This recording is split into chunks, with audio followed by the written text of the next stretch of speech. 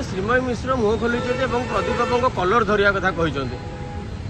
ଦେଖନ୍ତୁ ଶ୍ରୀମୟୀ ମିଶ୍ର ଗୋଟିଏ ଭୁଲ କରୁଛନ୍ତି। ମୁଁ ଦୁଇଟା ଆନାଲିସିସ୍ କରିବି। ଦଳ ତାଙ୍କୁ ଅଣଦେଖା କରିଛି, ତେଣୁ ସେ ନବୀନ ବାବୁ ପାଣ୍ଡିଆନଙ୍କୁ ଟାର୍ଗେଟ କରୁଛନ୍ତି। କିନ୍ତୁ ପାଣ୍ଡିଆନଙ୍କୁ ଟାର୍ଗେଟ କଲେ ଚଳିବ, ଆପଣଙ୍କ ପ୍ରତି ସିମ୍ପାଥି ରହିବ। ମୋର ତାଙ୍କୁ ପରାମର୍ଶ ରହିବ, ଆପଣ ଯଦି ଟାର୍ଗେଟ କରିବେ ନବୀନ ପଟ୍ଟନାୟକକୁ, ଯେତିକି ସିମ୍ପାଥି ନାହିଁ ସେତିକି ସିମ୍ପାଥି ବି ପଳେଇବ। କାହିଁକି ଆପଣଙ୍କୁ ନବୀନ ବାବୁ କ'ଣ କିଛି ଦେଇନାହାନ୍ତି? ପଦପଦବୀ ଦେଇଛନ୍ତି, କ୍ଷମତା ଦେଇଛନ୍ତି, ନିଗମ ଅଧ୍ୟକ୍ଷ ପଦ ଦେଇଛନ୍ତି ଏବଂ ଦଳରେ ମାମଲତକାର କରିବାର ସୁଯୋଗ ଦେଇଛନ୍ତି ଏବଂ ତୁମକୁ ଗୋଟିଏ ପୋଟେନ୍ସିଆଲ ଏମ୍ପି ପ୍ରାର୍ଥୀ ବୋଲି ଭାବିଛନ୍ତି। ମୁଁ ଭାବୁଛି ଏଇଟା ଗୋଟିଏ ବଡ଼ କଥା।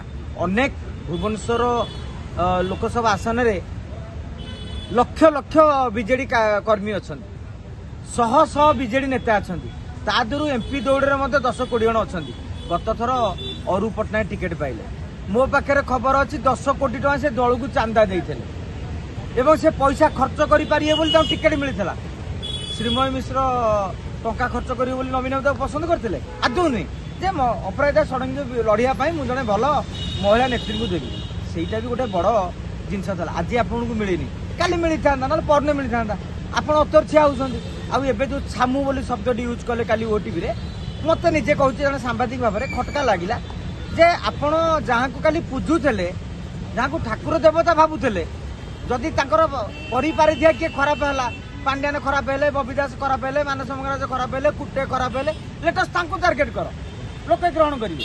କିନ୍ତୁ ନବୀନ ବାବୁଙ୍କୁ ସିଧାସଳଖ ଟାର୍ଗେଟ କରିବାକୁ ବିଜେଡି କର୍ମୀମାନେ ଗ୍ରହଣ କରିବେନି ଏବଂ ଯେତେ ଆପଣ ଟାର୍ଗେଟ କରିବେ ନା, ଅନ୍ୟମାନଙ୍କର ବି ସିମ୍ପାଥି ଥିଲା। ଆରେ ଗୋଟେ ମହିଳା ନେତ୍ରୀକି ଏତେ ବୁଲେଇଲେ, ଆମେ ମଧ୍ୟ ଗଣମାଧ୍ୟମ ଦେଖୁ ବାଇଟ୍ ଦେଇଥିଲି, ଗୋଟେ ମହିଳାକୁ ଏତେ ଖଟେଇଲେ, ଲାଷ୍ଟକୁ ମନ୍ମଥ ରାଉତରାଙ୍କୁ ସୁଯୋଗ ଦେଲେ, ତାଙ୍କୁ ଦେଲେନି।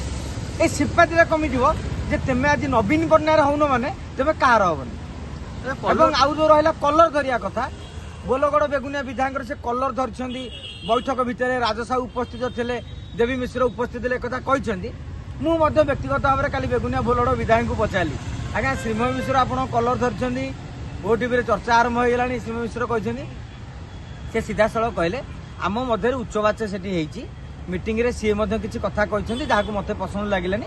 ମୁଁ ମଧ୍ୟ ଜବାବ ଦେଇଛି, କଲର ଧରିବା କଥାଟା ସମ୍ପୂର୍ଣ୍ଣ ଭାବରେ ମିଛ। ଯଦି କିଏ ଟିଭିରେ ବାହାଦୁରୀ ମାରିକି ଖୁସି ହେବାର ଅଛି କୁହନ୍ତୁ, ମୋର କିଛି କହିବାର ନାହିଁ। କିନ୍ତୁ ସେମିତି କିଛି ନବୀନ ବାବୁଙ୍କ ଆମେ ଅଛୁ ବିଜୁ ଜନତା ଦଳରେ, ଆମେ ନାରୀକୁ ସମ୍ମାନ ଦେଉ, ଆମେ ସେଭଳି ଅପଶବ୍ଦ ପ୍ରୟୋଗ କରିନୁ କି କଲର ଧରିଥିଲେ ଆମେ ବି ମୁହଁ ଲୁଚେଇକି ଆସିନଥାନ୍ତୁ। ସେ ଯାହା କହିଲେ, ତେଣୁ ଜାଗା ଉପରେ ଆମେ ନଥିଲେ, ନା ତେମେ ଥିଲ ନା ମୁଁ ଥିଲି। ତେଣୁ ଶ୍ରୀମୟୀ ମିଶ୍ରଙ୍କ କଥା ଆଉ ପ୍ରଦୀପ ସାହୁଙ୍କ କଥା, ଏଇ ଦୁଇଟା କଥା ମୁଁ ଯାହା ଶୁଣିଥିଲି ଦର୍ଶକ ବନ୍ଧୁମାନଙ୍କୁ ଜଣେଇଲି।